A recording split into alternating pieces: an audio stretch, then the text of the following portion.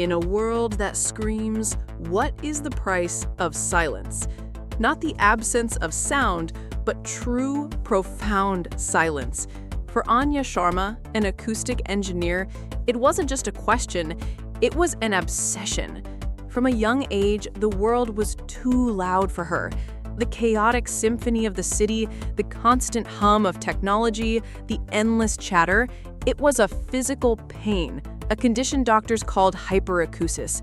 While others heard noise, Anya heard chaos, and she decided to build a sanctuary. Her sanctuary wasn't made of bricks, but of mathematics. In her small, cluttered lab, surrounded by waveform monitors and anechoic foam, Anya wasn't just blocking sound, she was hunting it. She spent years developing a new metamaterial, a complex polymer lattice designed not to reflect or muffle sound waves, but to trap them, converting their energy into imperceptible amounts of heat. She called it Eiffel. In theory, it could create a perfect bubble of absolute silence.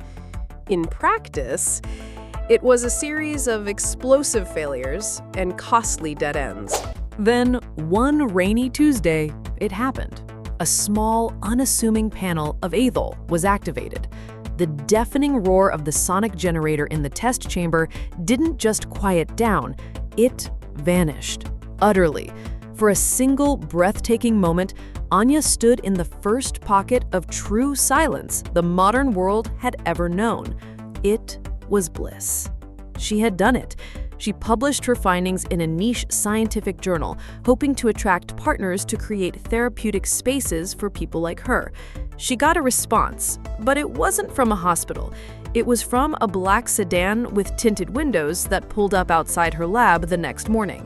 The man who stepped out was Marcus Thorne, a high-level procurement executive for a global defense contractor. He didn't see a tool for healing. He saw the ultimate weapon of stealth. He spoke of military applications, silent drones, undetectable submarines, interrogation rooms where psychological pressure could be amplified by absolute sound deprivation. He offered her a contract with more zeros than she had ever seen. A blank check to build a future she found horrifying.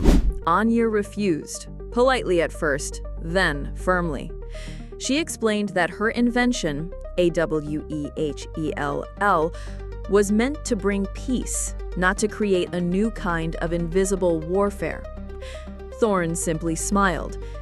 "Dr. Sharma," he said, his voice calm and cold, "great inventions rarely get to choose their purpose. The world chooses for them." His words were not a threat, but a statement of fact, a chilling promise of what was to come. And so the pressure began. Her research funding was mysteriously cut. The university that once praised her now questioned the viability of her project. Thorne's corporation filed patents based on her public research, subtly altering the design to claim it as their own. They were trying to squeeze her out, to steal her life's work and twist its purpose. The noise was back, louder than ever, not in her ears, but in her life. It was the sound of a Goliath trying to crush a David. Cornered and exhausted, Anya locked herself in her lab. The place that was once her sanctuary now felt like a cage. The monitors that once displayed elegant sine waves now showed mounting legal fees and threatening emails. The silence she had fought so hard to create was now the source of the loudest war in her life. For days, she did nothing but sit inside her soundproof chamber, letting the absolute quiet wash over her, trying to hear her own thoughts above the noise of her fear. And in that perfect silence, an idea was born. An idea so radical, so counterintuitive, it felt like madness. Thorne's strategy was to control silence, to privatize it, to turn it into a commodity. Anya realized she couldn't win that game, so she would change the rules. She would not fight to own her invention. She would set it free. she decided to make the entire formula for ethyl, every line of code, every molecular diagram, open source, available to anyone, anywhere, for free.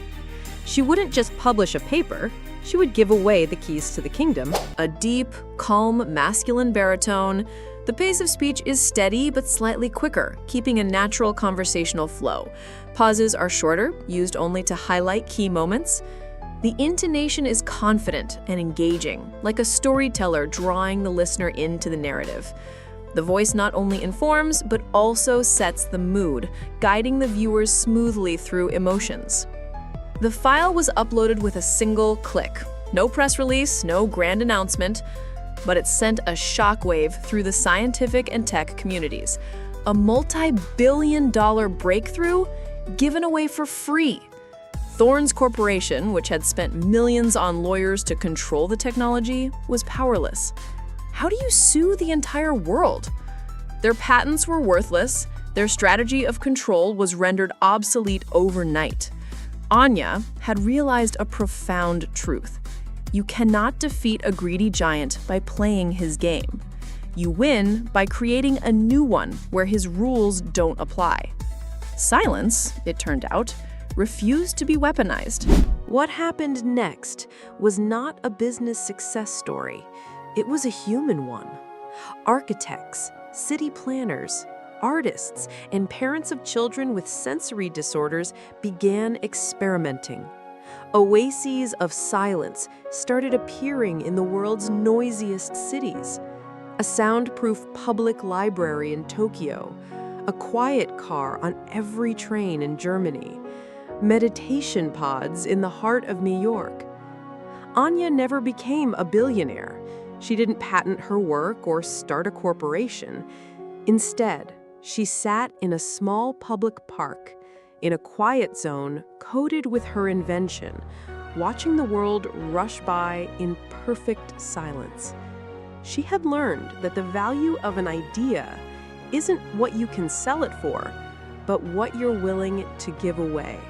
She hadn't just invented a material, she had architected a new kind of peace.